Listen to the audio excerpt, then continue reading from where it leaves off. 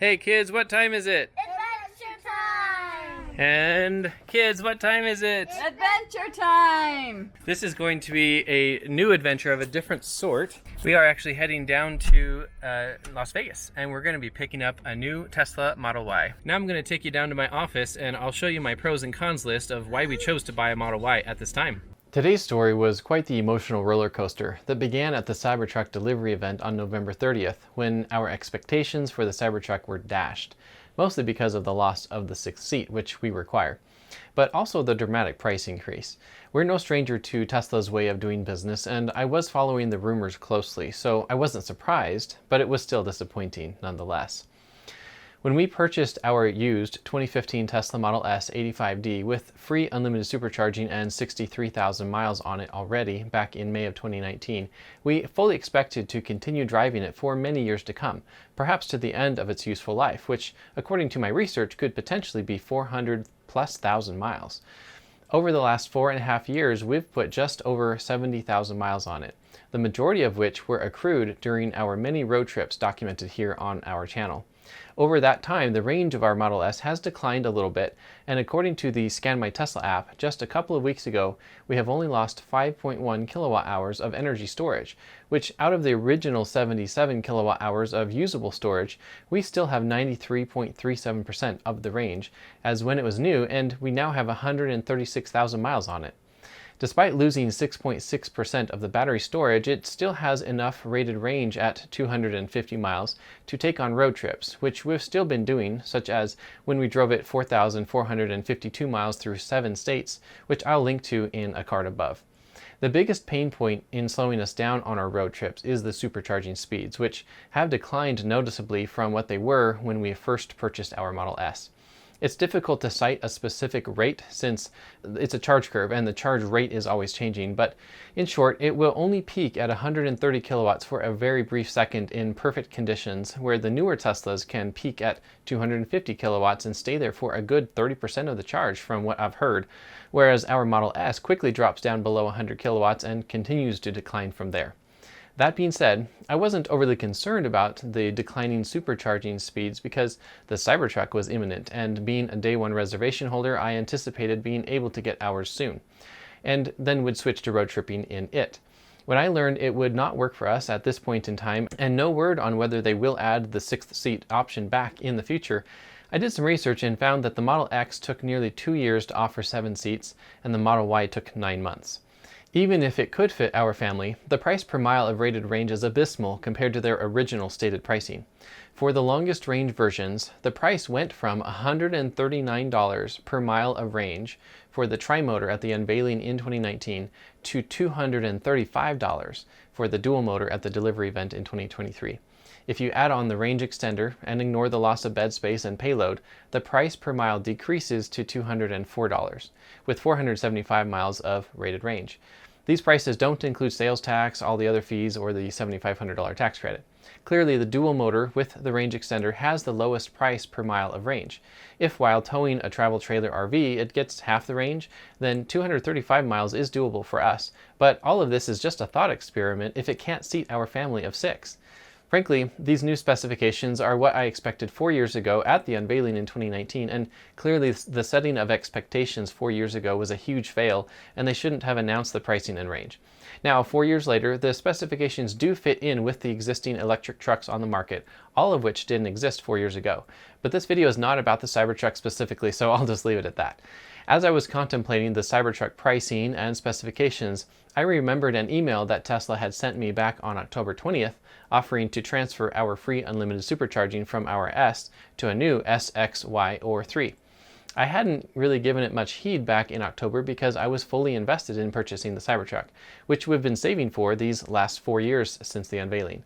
However, now that the Cybertruck won't work for us, I kept thinking about this window of opportunity that Tesla is offering to transfer free unlimited supercharging from our Model S, which they've never offered before and may never offer again. We only have a month left before the deadline at the end of 2023, and the inventory models are reducing in number all the time.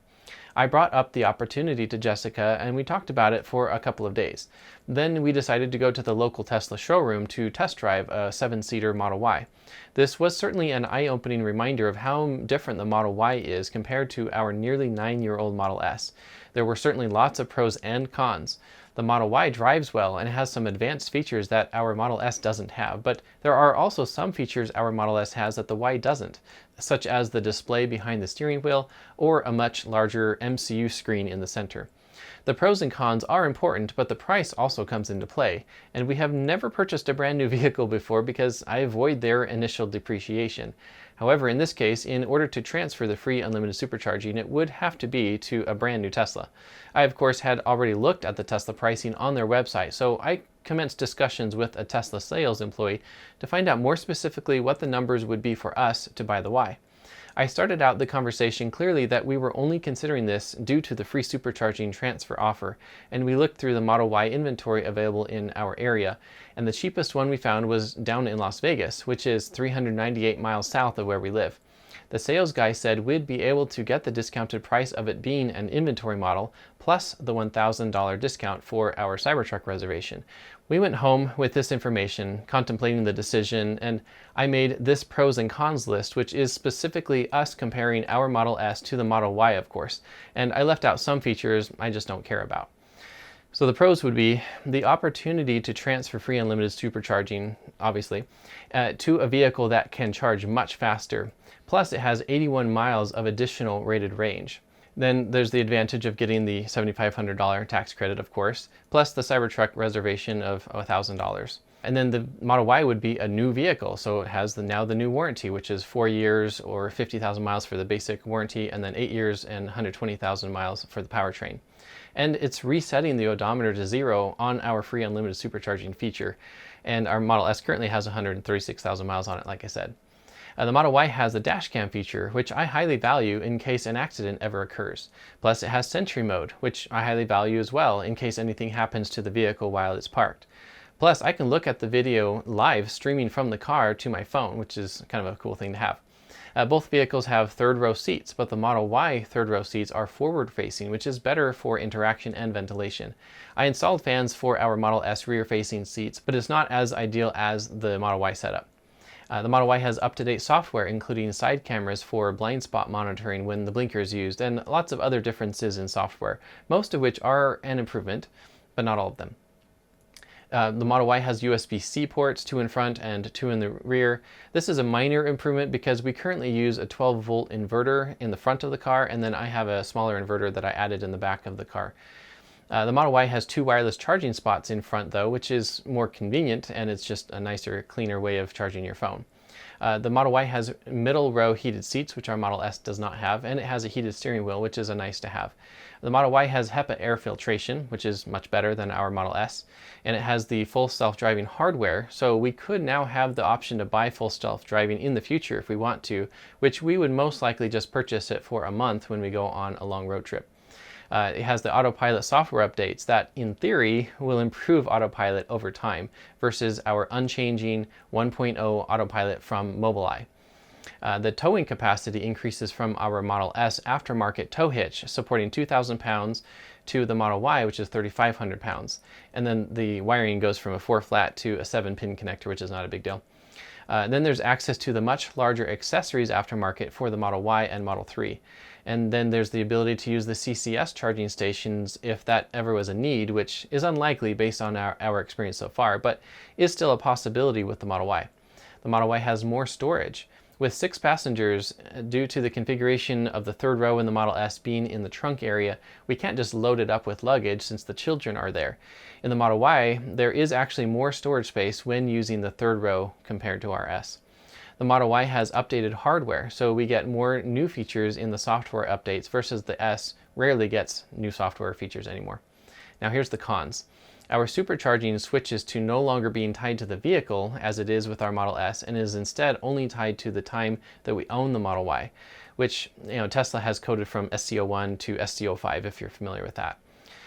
The sunroof on the Model S opens, whereas on the Model Y there is no sunroof. It doesn't open. It's a glass roof, which looks cool, but doesn't open. Then the Model S has the air suspension, which has variable height adjustability, and the Model Y is just a coil suspension with no adjustability. And then our Model S has the dual onboard chargers, so we can charge up to 80 amps from AC electricity. But frankly, we've only used that once over the 4.5 years and 70,000 miles that we've put on our Model S, so that's clearly not a big deal. And then we will lose the built-in garage door opener in our Model S. Now, Model Y does have the HomeLink premium connectivity that can open your garage door if you have a HomeLink garage door opener, which we do. But that requires a subscription, so we probably just wouldn't do that because the clicker, the button that comes with the garage door opener, works just fine. And then we would have to pay for premium connectivity if we want those features in the Model Y, which costs $100 annually. Our Model S has free premium connectivity for life. The Model Y third row access isn't great, and the ventilation in extreme temperatures is only good if the middle and center row seat is folded down, from what I hear. The Model S third row is accessed through the trunk, which is easier for our kids to open than tilting up the middle row seats in the Model Y. The Model Y parking proximity warning is pretty inaccurate. The HEPA air filtration is better filtration, but it's more difficult to remove and replace, and it is more expensive to do so, but at least it's only every 2 years. And then there's the phantom braking issue, which is a problem with autopilot in the Model Y. I've heard that it's becoming not as much of a problem, but that's something I'm wary of because we don't have any phantom braking problems with the Model S. And then most annoyingly, the Model S will automatically change lanes when I turn on the blinker. And in the Model Y, when you engage autopilot, it just stays in the lane. We're talking about basic autopilot here, and if I want it to change lanes, I basically have to manually change lanes and then turn autopilot back on, which is kind of a pain. It's a minor thing, but it's something I do constantly while I'm on road trips. So, you know, I recognize Tesla has software features to do this, but you have to pay extra for them, and they've put the line here to try to motivate people to upgrade to their more expensive, you know, full self-driving or enhanced autopilot features. And then there is the fact that the Model Y only has one display. There is no display behind the steering wheel, which our Model S has, which is most annoying from the standpoint of navigation. Only being on the center display in the Model Y and not having the option to have the overall map on the right side in the Model S, and then having the up close directions on the Model S right behind the steering wheel, which is a convenient way of doing it. The Model Y has fewer stalks and physical buttons, so this could be a pro or a con, but generally the controls have been moved to that center screen, and so you have to generally tap and search more for the change of that button. Whereas in the Model S, I can just reach down and just push buttons that I know are there for, say, you know, locking the windows so the kids don't roll them down without looking. So we clearly identified that we wouldn't buy the Model Y unless we were confident that we would be able to own it and use it for many years to come, since we would lose free supercharging if we ever sell it. And frankly, resetting the odometer to 0 and updating the tech by 8.5 years does enable us to use that free supercharging for more years to come than if we were to leave it on the Model S. I looked into what our Model S is likely worth and determined it's likely worth around $30,000 on the used retail market. But due to the federal tax credit for used vehicles capping at $25,000, it has artificially depressed the used car market for EVs to max out at $25,000 unless they're worth significantly more than that, and then buyers aren't planning to get that tax credit. I calculated that if I sold our Model S for $25,000 and got the $7,500 tax credit for the Model Y, plus the inventory discounts and the $1,000 Cybertruck reservation discount, that we'd end up paying around $16,000 plus sales tax to switch to the Model Y. This may sound like hyperbole, but this was one of the most difficult decisions I've ever faced in my life. A big component of the difficulty was simply the strong sentimentality that I have for the Model S as I think back on all the amazing memories we've made with it. The decision was also complicated considering the pros and the cons list I just went through. If we were coming from just about any non-Tesla vehicle, this would have been a much easier decision to make, just as it was an easy decision to make when we chose to buy our Model S. But this judgment call was real hard, and my mind just kept going through all of these pros and cons repeatedly and trying to think of anything I was missing. In discussing this with Jessica, she feels less sentimentality in general, and after lengthy discussions, we ultimately decided to get the Y. When we told our children, all three girls just started crying, saying repeatedly they didn't want to sell the S. We explained some of the pros and cons to them, and they obviously didn't care, and considering I was feeling the same as them, we ultimately decided to just keep the S for the time being, since we've been functioning as a one-car household for a while, and it would be convenient occasionally to have 2 cars. Technically, we do have the Ford F-250 for towing our travel trailer, and we nearly never drive it otherwise if we can help it, due to its cost of operation, and it's just not a pleasant vehicle to drive. If we do end up getting a 6-seater Cybertruck, then that's going to be clear grounds for selling the Model S and obviously the F-250 as well. With that decision made, I went back to the Tesla showroom to inspect their exact Model Y in their inventory that I was planning to buy. And I discovered that the guy the day before had been showing me the inventory from Fremont, California instead of Utah, which was obviously annoying. There was one in their local inventory that matched my desired configuration of the long-range version of the Model Y with the $2,500 markup for a 7-seat configuration and an additional $1,000 for the tow hitch option. But he found one in Las Vegas with the same configuration but was actually cheaper. I verified with him that I would get the inventory price stacked with the $1,000 Cybertruck reservation discount, and the manager came over and verified that that would be the case. With this one down in Las Vegas, the price was $51,510, which, after adding sales taxes and subtracting the tax credit and Cybertruck reservation discount of $1,000, would cost about $46,796. This was a great deal considering just a year ago, this same vehicle was selling for about $70,000.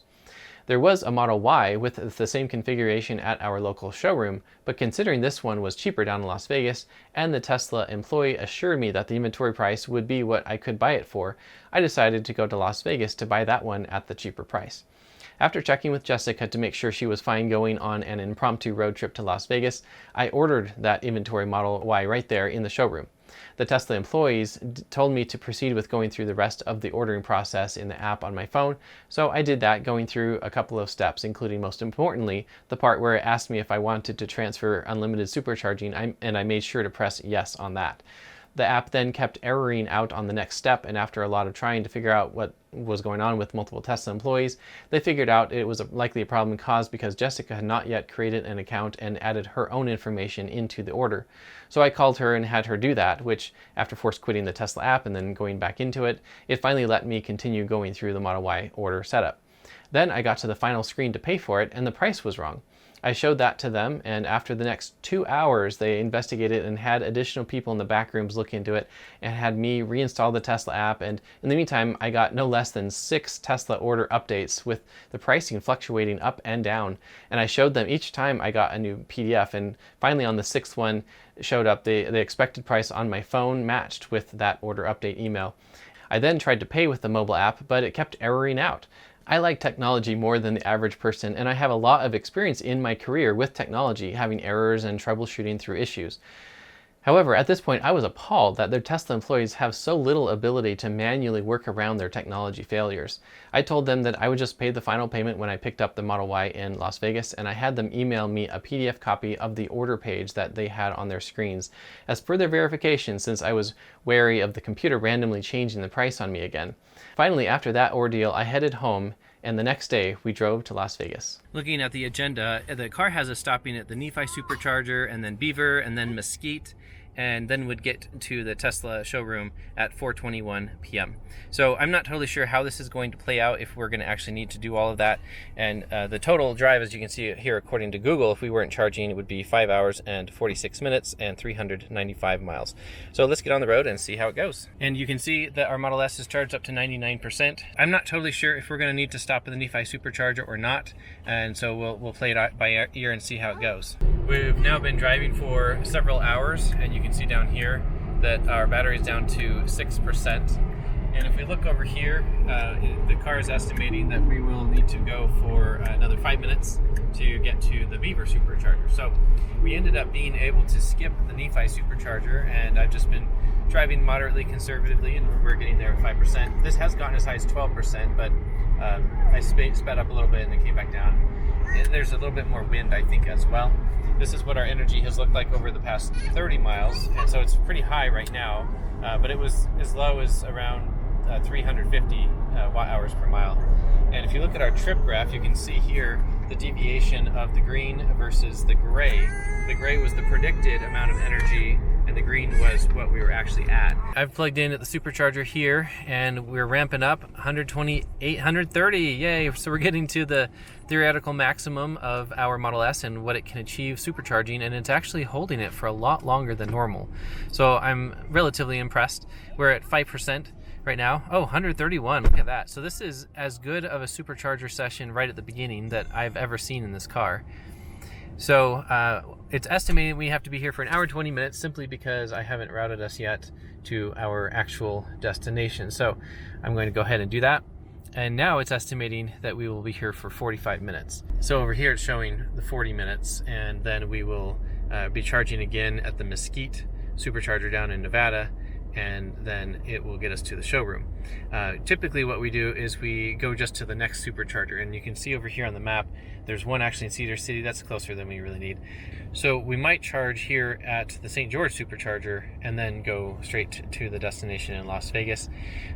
We'll see how quickly this is still charging when we're ready to go, and we might choose to do that. So it's nice that we have lots of options, more so than we used to. We're just heading into the nearby gas station for a quick pit stop, and then we'll continue on our way. Hey James. We're just getting back to the car.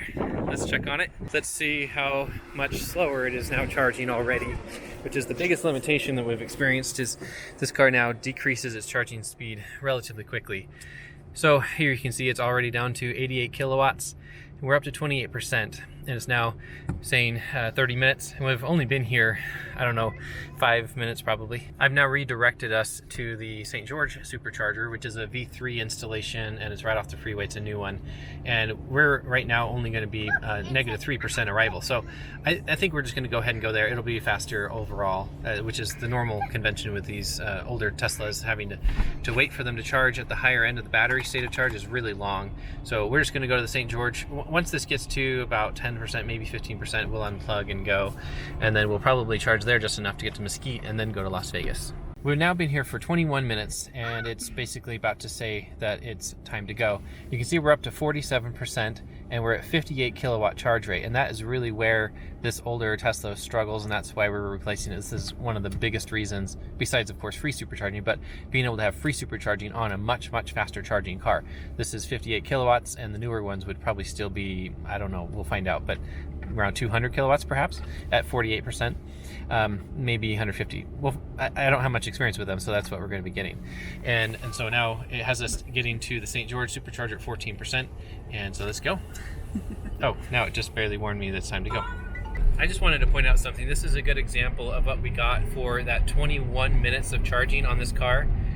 These are all the same stats you just saw, but we're going 80 miles an hour, and over here it's showing that we're going to be driving for an hour and 23 minutes, and it's 102 miles. So we basically got 100 miles in 21 minutes of charging. So yeah, it's going to be a lot faster on the Model Y for sure. This is the St. George Valley down here below us, and you can see we're just 2.5 miles or 4-minute drive from there, and we are arriving with 6% on the battery. Well, actually we're at 6% now, and we're going to arrive at 5% according to this. And we've been getting really low watt hours per mile at about 169 right now over the last 30 miles because we've been going down in elevation quite a bit. We are plugged in, and you can see here it's peaking at 130 kilowatts, but for not long, and it's already starting to decline, which is more normal. The last supercharger stop, it stayed high for longer than normal. So we're down to 100 kilowatt charge rate. It kind of bounces around between that and 102 kilowatts, and you can see we're at 16%. So this also is an indicator of how old this battery is, that we're already down to 100 kilowatts and we're only at 17%. That's still very empty. And then pretty quickly here it'll continue to march down, and like you saw on the last stop when we got closer to half full, I can't remember what this was exactly, but it was, I think, around 60 kilowatts. We decided to go ahead and just stop here at the Mesquite Supercharger. We've never been there, we're kind of curious about it, and we'll only have to be here charging for another 5 minutes. And right now, if we just unplugged, we'd get there with 5%. And so we'll wait till this is 10% like we normally do, and then we'll unplug and go. The battery's now at 29%, and we're down to 76 kilowatt charge rate. And it's estimating that we'll get to the Mesquite Supercharger at 17%. So we overshot this just a little bit, but we're gonna go ahead and get on the road, and this is gonna be a short, like 35-minute drive. We are approaching the Mesquite Supercharger. You can see we're down to 15% currently, and it's estimating that we'll arrive there at 15% here in just 3 minutes. So in this case, the prediction was actually pretty accurate. We're plugged in here at Mesquite, and it looks like we're gonna peak right at 127 kilowatts is what I saw very briefly, but really we're peaking more like 120, dropping quick. We're at 15%, and right now it's estimating that we need to be here for 25 minutes, which is what we're going to do. And right now we're routed to the location that we're going to be actually picking up our Model Y. We got out to stretch our legs, and I was just going to point out this is a little bit of an unusual supercharger location. Not only is it covered, which is really uncommon in our experience, but also it has some superchargers that are right here next to or between the lanes. You can see there's 4 on this side, and then it has the more traditional type over this way that are up against a curb. So I find that kind of interesting. I guess there's a lot of variance in this world though, and we don't normally see this layout right here. While the car is charging, we're gonna go check out this casino. Something to do while we're waiting. You having fun, James? He's just walking it off. All the sitting. What are you doing, Clara? How's the drive been going, girls? Yeah? No problems? What have you been doing? Listening to a story and coloring. Oh, okay. We are done. We're at 47 kilowatt charge rate at 56% of the battery. And over here, it's estimating that we'll get to the delivery center at 12%. So we're gonna unplug and go. There is the Las Vegas skyline in the distance right there. So we're about to get there, and well, I guess 23 minutes away and 18 miles. We've arrived at the supercharger here. That is right at the delivery center, service center, which is that building right there. And so this is the 8-stall supercharger here. And as you saw, there was a Model 3 in line in front of us. So now we're front of line, he's backing in. We ended up getting here at 2:40 p.m. and we are at 13% on the battery. So we're gonna get plugged in, and then we'll go in and see if we can take delivery now, or if we need to wait till our appointment time, because our appointment time is at 4:30. As we're sitting here in line, I was looking across these cars, and it's possible that one right there is ours. You can see it's got the sticker in the window, and it's got plastic on the seat, so it looks like it's probably a brand new one, and it's the right color. We shall see. After waiting for a while, we were finally able to get a charger, and it looks like it's peaking at 126 kilowatts so far. Yeah, and then it dropped right back down quickly. We're at 13%, so that's kind of what we've been getting. So we're gonna let this car charge all the way up to 100% probably. It depends on how long we're gonna be here for, but an hour and 25 minutes, we'll see. And now we're gonna go into the showroom and take delivery of our Model Y once they're ready. Now that I'm plugged in, I'm gonna come over here and check out this Model Y. Oh, look at that. Yeah, it does have our name. So this is our new Model Y. Wait, That's awesome. is this our Model Y? It is. It has my name in the window. Where are you going? You can't get in yet. We don't have the key. We don't have the key yet, Clara. Are you so excited? Yeah. They've unlocked it and turned on the flashers for us so that we can check the interior of it and everything before we sign all the paperwork. All right, so here's the inside. Clara is in the back. We're just gonna do a quick inventory of everything in here, checking all the condition and making sure everything looks good before we sign on the dotted line.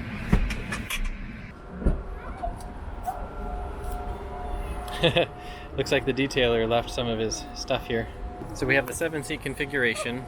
We have the 2 seats here in the 3rd row, and then the 3 seats there in the middle, and then of course the 2 front seats. Hi! Hey, are you excited?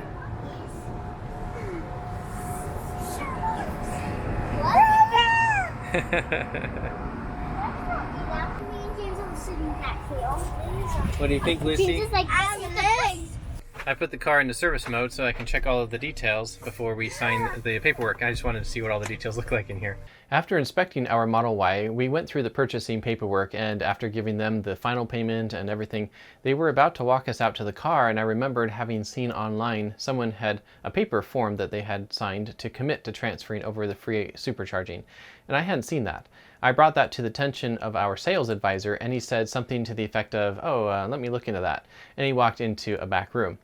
After a while, he came back with a manager who said that there was no record of our account to transfer the free supercharging. They could fix that in their computer and still transfer the supercharging, but the inventory discount wouldn't be applied, and I would have to pay the difference.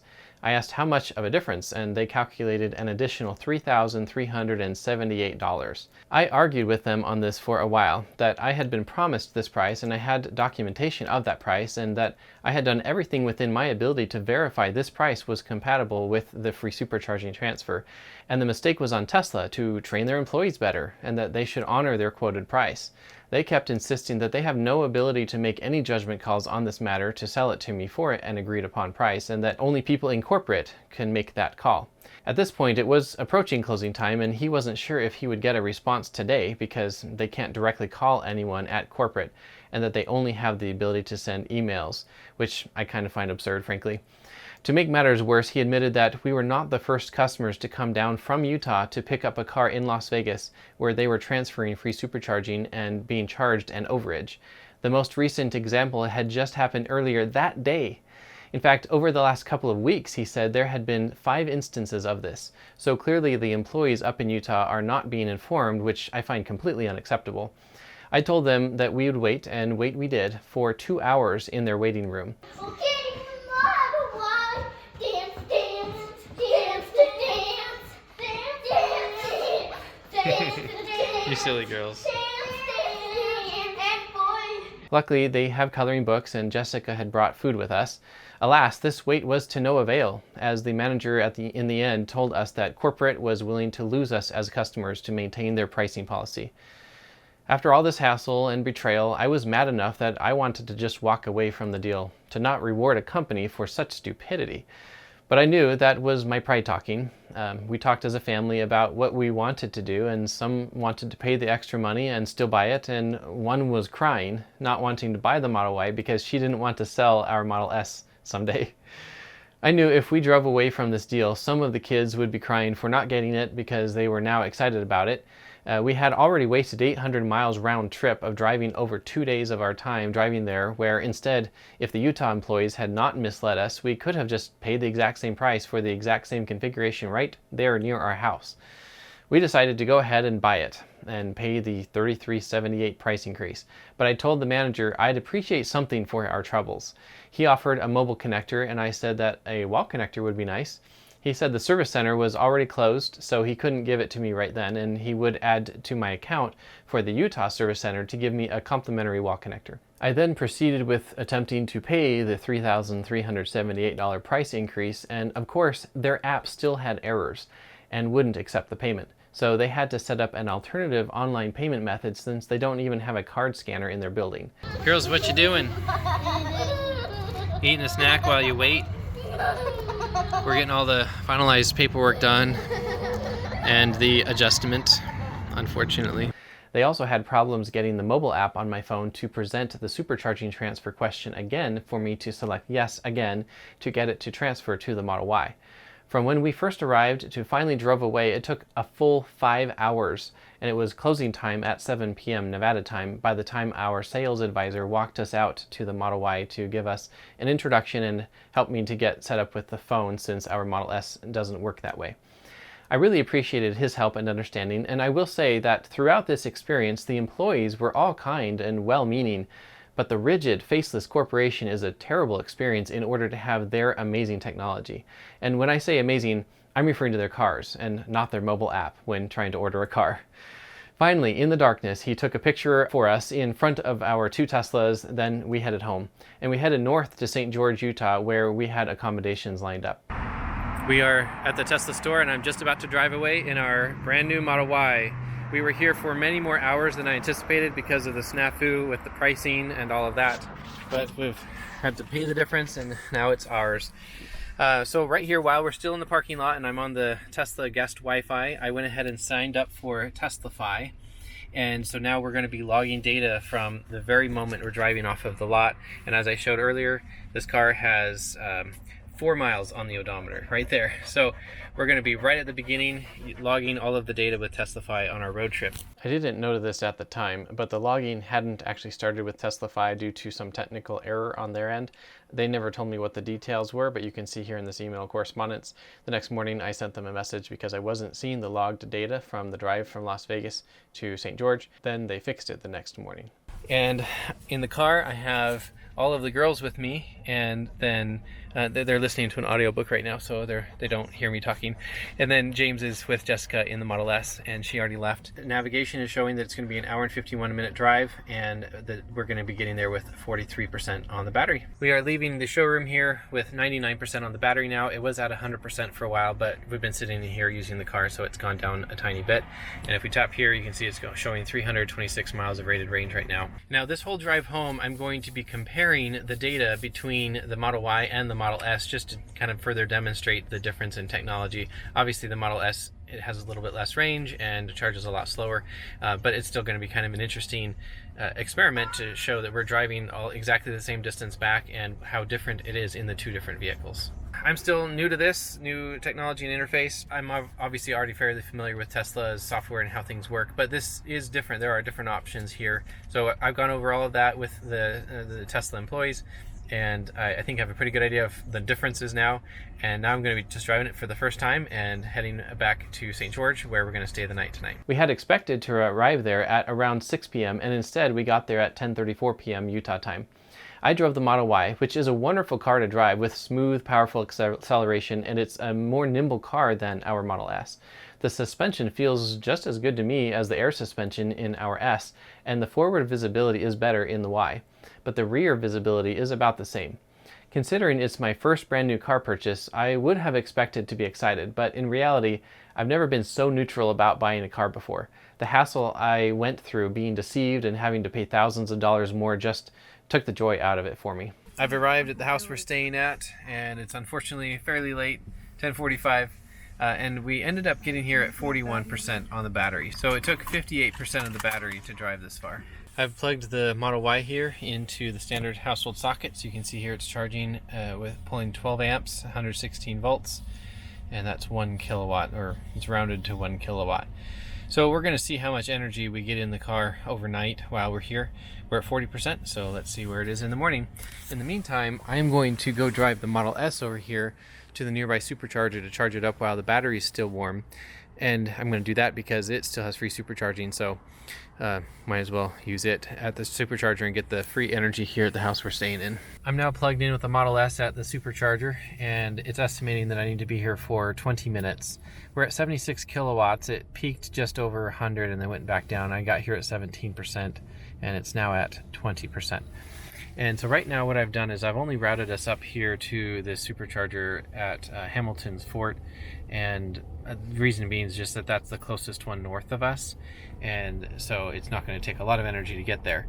I would prefer to get enough energy in here to go all the way up to Beaver. It's just that it's 11:07 at night. I don't want to stay up any later than I have to, so I'm just going to get enough charge to get to Hamilton's Fort with probably 20% excess, just because we're going to be sitting overnight and we're going to lose some range. The battery's going to get cold, and that's why I'm doing it right now, because the battery is already kind of cold. You can see it's 44 out, and our charge rate really did not peak very high, so I think that's probably because the battery is cold. And so I have to make sure that I get some energy in there tonight so that it'll warm up as we're driving up to that next supercharger. But if I were just to park tonight and then come back to the supercharger tomorrow, it would work. It just would take a lot longer. Finally, the battery is up to 90% now, and you can see the charge rate is at 20 kilowatts, 21, 20.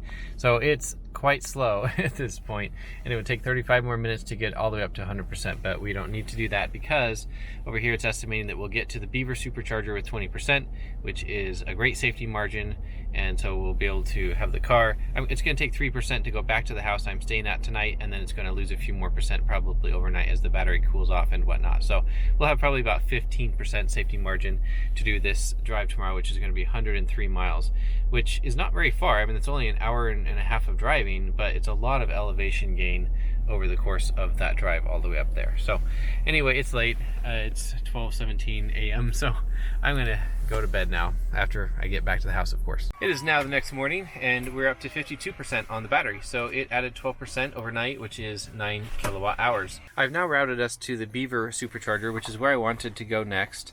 And it's showing that we would get there at 3%, and that's probably not going to be enough. So we're probably gonna have to stop at the Cedar City or Hamilton's Fort Supercharger right here for a bit before we can continue on our way. My goal is to sync up with Jessica in the Model S at Beaver. She's gonna be able to get there, and then we'll continue on north. And the Model Y is definitely gonna be able to get home a lot faster, but today's gonna be kind of a demonstration of that. But we're not starting at the same amount either. So this is at 52 and the Model S is at 86% right now. So it's going to be an interesting comparison though to see how quickly we can charge compared to the Model S, going the same direction and distance and everything. For the drive today, Lucy, James, and Jessica are taking the Model S, and then Lydia, Clara, and I are taking the Model Y, and they're excited about this third row. So Clara and Lydia are back here listening to their audiobook and crowded in the two back row seats. Also, something I didn't do yesterday is remove the screen protector, so I'm going to ceremoniously peel this off now. And now we have a perfectly clean screen for 2 minutes until I touch it again. We are pulling in here to the Hamilton's Fort Supercharger, and these are all, looks like probably version 3 superchargers, so that's great. And we're arriving at 20% on the battery. So this is really what I love to see. Look at that. We're hitting 250 kilowatts, which is the maximum this car can achieve. And let's see how long this is sustained for. And then look at this. We're at 21%, and we're getting that kind of a speed, where the Model S, by 21%, it would have been probably down to 80 kilowatts. This is the primary driver why we bought the Model Y. And look at that, only 4 minutes left. And this is just incredibly fast. I'm excited to unlock the possibilities of the road trips we'll be able to do, longer distance road trips, traveling more in a day because of this right here, this charging speed. And then of course the range as well. Like we're at 76 miles of range with this 24% that we're at. And so we have 81 more miles of rated range on this car than our Model S does. So that's, with that range plus this charging speed, it's just going to be amazing for road tripping in the future. How are you girls doing back here? Good. Yeah, are you loving it? Yeah. What book are you listening to? In the Land of Stories. Okay, great. I have not heard a peep out of them this whole drive. They've just been back there listening to their book. Okay, I'll let you know when we leave and what the stats are. All right, the car just said it's time to go. As you can see, it says you have enough energy to continue on your trip. And it's 9:33. I'll put on screen how many minutes we've been here, but really has not been long at all. We're up to 40% already, and it's to 144 kilowatt charge rate. And in miles an hour, that's 586 miles an hour. And estimates that we'll get to the Beaver Supercharger with 12%. I'm pulling in here at the Beaver Supercharger, and we are at 13% on the battery here of the Model Y. And that's pretty much right what it estimated when we unplugged. So I'm going to get plugged in and we'll see how well this charge stop goes. I'm gonna go park over here right next to Jessica in the Model S. And we're up to 251 kilowatts, which is, 255. Wow, that's 256. I didn't know it goes that high. So, okay, 256, that's my record now with this car. So I am now going to adjust the charge limit over here to just 90%. Let's say that we, it went to 80. So if we go to 90%, it's estimating that it would be 35 minutes, which is fantastic. And then if we go over here to 80%, there we go, then it's estimating 25 minutes. So yeah, not a surprise to anybody, I'm sure, but this is significantly faster than our Model S. As an example, looking at the Model S right now, it's saying 40 minutes to continue. It's charging at 65 kilowatts right now, and the state of charge is 40%. I now navigated to near our house, and it doesn't have us stopping anywhere along the way. There's a supercharger in Nephi and another one in Provo, and it's just skipping them all, going straight home, which the Model S is probably not going to be able to do, and it's estimating that 30 minutes of charging here will get us all the way home. Now, we could potentially stop at the Nephi Supercharger and just speed it up, because the charge rate will still lower as this one, is the battery's filling up. The charge rate still does decrease. It kind of depends on how long we want to be here. I'll talk to the kids and see what we want to do. Right now, we're at 91 kilowatt charge rate for 59% of the battery. So it's dropping a little bit faster than I was hoping it would, but I'll continue experimenting with this and seeing how it works. Right now I have it routed home and it's estimating 20 more minutes. So 59%, 90 kilowatts. Now let's go over here to the Model S and see what its stats are. Hey kids, how are you all doing? Good. What are you doing? Eating. Snacking? All right. So over here in the Model S, it's at 47 kilowatt charge rate for 60% of the battery, and it's estimating 25 more minutes to continue on our way, and it has to stop at the Nephi supercharger next before then being able to charge to get all the way back home. So pretty big difference between the cars. So the Model Y will definitely be a much better road trip car for us. Hey James, are you having fun? Here's a quick update. It's been a few minutes. The Model Y is showing 6 minutes remaining before we can go. And down here, this is interesting. It's at 58 or 57 kilowatt charge rate, and the battery is at 76%. Whereas up here, the battery is at 70% and 39 kilowatt charge rate. So they're actually not as different as I kind of had hoped they might be, but that's okay. It charges a lot faster at the bottom, and we can go to superchargers more close together and stay at that faster charge rate if we wanted to. Also, the supercharging transfer has already occurred and actually had last night. So I had to pay like $17 for the supercharging last night here in the Model S. And then here it's charging us 29 cents per kilowatt hour, and we have taken 39 kilowatt hours. I guess one thing to note too is it does say that it is heating the battery for optimal performance. So hopefully this charge rate is slower than it would have been if the battery was warm. That could be a thing, but we did just drive here and it was warming as we approached. So apparently still needed some more warming. Right now it is 36 degrees Fahrenheit outside. It's now telling us that we have enough energy to continue on our way, and it's estimating that we'll get home at 12%, which is plenty safety margin for us. And we're down to 45 kilowatt charge rate at 84% on the battery. And we're going to be able to drive straight home, like I said, but Jessica has to stop here in Nephi and charge again. I wasn't expecting any inclement weather, but we're getting a little bit of snow ice mixture coming down, but luckily the road conditions are just fine still. We've been driving for a while, and I just thought I'd show some new data here I like. So this drive information here on the energy screen is really useful because it shows me a live projection over here, and it gives me more information about my driving and what is affecting it. So as an example, right here it shows that 9.7 mile per hour wind is costing 9% of our energy or range, I guess, on this trip. So that's really interesting to see. So you can see up here the live projection, 5.8. We left the supercharger, it was I think 13%, and now you can see that parallel line deviated pretty early on, and we're kind of parallel all the way down. And I haven't slowed down all that much. I'm still just going 85, and I did a little bit, but I didn't really need to, and the projection came back up.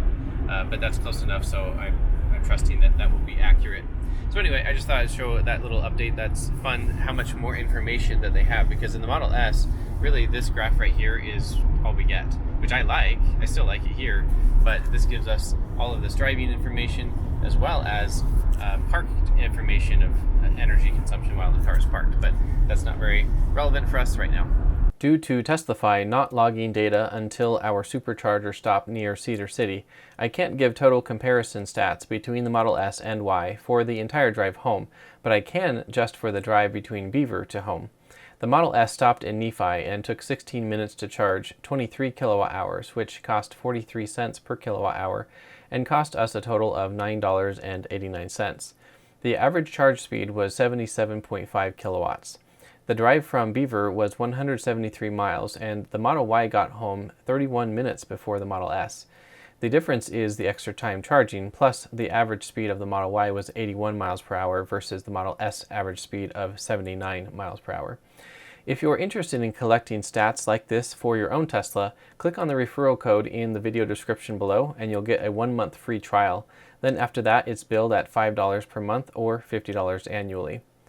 While I was driving, I periodically switched between the various screens from the map to the energy consumption graph to the drive graph. Because everything is on one screen, I found it kind of annoying that I couldn't see both the map and the energy graph at the same time, which I can do in the Model S. What's most annoying to me is the left third is mostly taken up with the visualizations, which do nothing for me, and instead I wish it would show the navigation information there. It does show a small prompt with how many miles to the next turn, but I want the actual graphical map displayed there instead of the car driving along with the shapes of passing cars, which I can easily see myself out the windows, you know, where I'm supposed to be looking.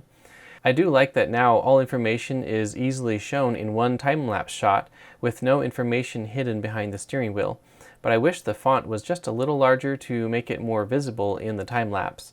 Perhaps I'll figure out a closer position for the camera, but this is the same location I've had the camera suction cupped to the glass roof in my Model S, and there aren't a whole lot of other options while minimizing camera shake. All right, we're home, pulled into the garage, and it's telling us we need to charge, which we will do now. I've finished plugging the Model Y into our charger here at home, and it should be charging at the full 40 amps, 40 amps, 235 volts, and it's pulling in 9 kilowatts.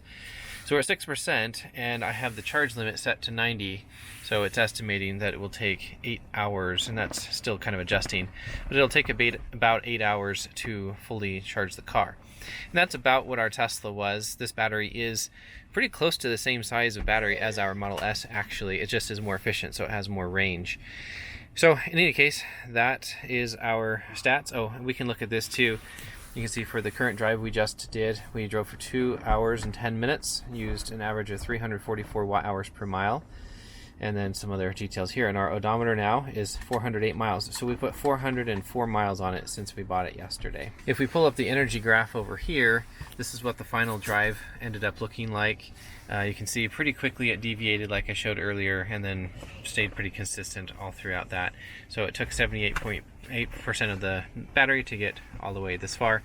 And then we have all this additional driving stats that we've never had in our Model S, showing how much of a variance there was in the prediction in these different systems of the vehicle, which is really cool. I like that since I'm a data person. I hope this has been helpful, seeing the difference between an older Model S and a brand new Model Y. And as it stands right now, Jessica has left the Nephi Supercharger and is en route, and I checked the app and she should be here in half an hour. So this car charged up to 52% in St. George when we left, and the other car was at 86%. And this car got home half an hour sooner than the other one, even though this one had half the charge, or close to half the charge anyway. So that goes to show how much more efficient this is and how much faster it charges, and we can go a lot farther on our road trips. Hey girls, what did you think of the drive today? I loved it. Yeah? I loved it. I loved it. So what do you think of that third row back there? Does that work well for you? Yeah. That's great. As you can see, we still haven't taken off the plastic off this seat. No one has sat there. But the girls are loving it. Jessica just got home in the Model S, and she got here with 13% on the battery, and it's estimating 7.5 hours to charge up to the 90% set point that I currently have. But I'm actually only going to charge this to 75% right now. And looking over here, that's actually only going to take about 6 hours. The same day that we got home from Las Vegas, I went to our local service center to get the wall connector. They looked at my account and had no order in their system for a complementary wall connector. I was very unsurprised at this and waited for them to message the manager in Las Vegas to explain what this was about, and the service advisor then went to talk to her parts manager while I waited in their waiting room. Finally, after a while, the service advisor came back to me and said, "They don't stock the wall connectors, but they could order one for me. Or they did have in stock a spoiler and a mobile connector if I would prefer those instead." I said that was fine because I haven't yet experimented with a Gen 2 mobile connector, and it combined with the spoiler is worth more than a wall connector. However, while she was getting the spoiler and someone to install it, I checked the Tesla store and remembered that we were going to need to get a new roof rack anyway, since our Model S roof rack doesn't fit the Model Y. I asked her if I could get the roof rack instead of the spoiler, as that is something we would value more. She talked to her parts manager again in the back room, then came back and said that they would be okay with doing that, but that they didn't have the roof rack in stock either. She ordered the roof rack and set up the service appointment to get it installed and gave me a mobile connector, and I headed home. 2 weeks later, I went in for the appointment to get the roof rails installed, and everything went flawlessly. I drove into the service entrance, marked in the app that I had arrived, talked to the service advisor briefly, then waited in the waiting room for a while. Then they told me it was done and I drove home. The whole appointment from parking to driving away took 46 minutes. They just finished installing the roof rack, and so they included a paper manual, which is slightly surprising, and then they included this pry tool, which is used to get the outer plastic cap off, where you then are able to unlock them, and then they included the Allen key to unscrew them out of the roof of the car. Also, just as a point of observation, obviously they are visible through the roof. So if you don't want to have an impeded view out the top of your roof, then maybe don't leave these on all of the time, but I think we probably will, although there is a whistling noise when you get going around 38 miles an hour up to, I don't know, 60 or 55 or so, and then it stops again. So that's kind of annoying. We'll see how much we care about that. And then also, looking up here at them on the roof, the guy that installed it showed me that they have a PPF, or paint protection film, installed. You can see the edge of it right there. And so he said that these will not mar the finish on the paint, and that's good, because on our Model S it actually did, which I installed myself. And you can see right here on the Model S, yeah, there you go, you can see some outlines, some micro scratches where the base of the cross rails were on the Model S for a summer. And that concludes this saga of acquiring a Model Y with free unlimited supercharging for as long as we own it, with the catch that we ended up basically paying $3,378 for that free supercharging.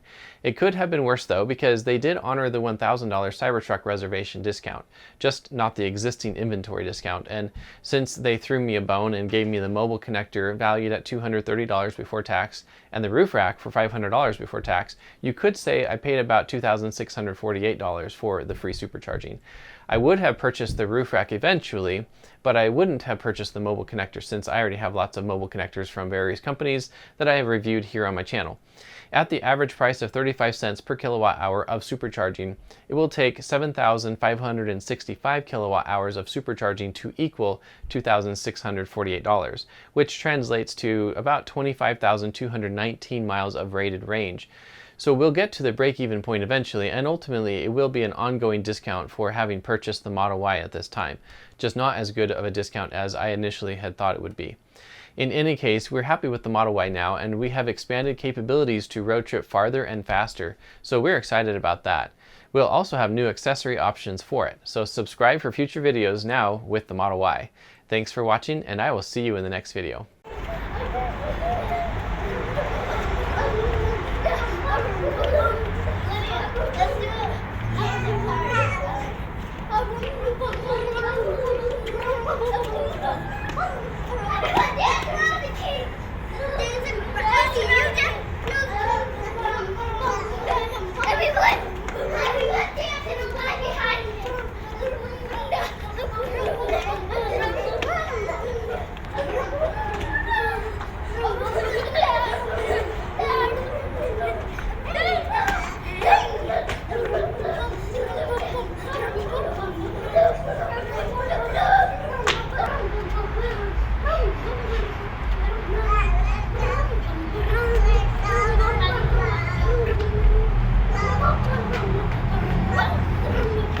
Sorry.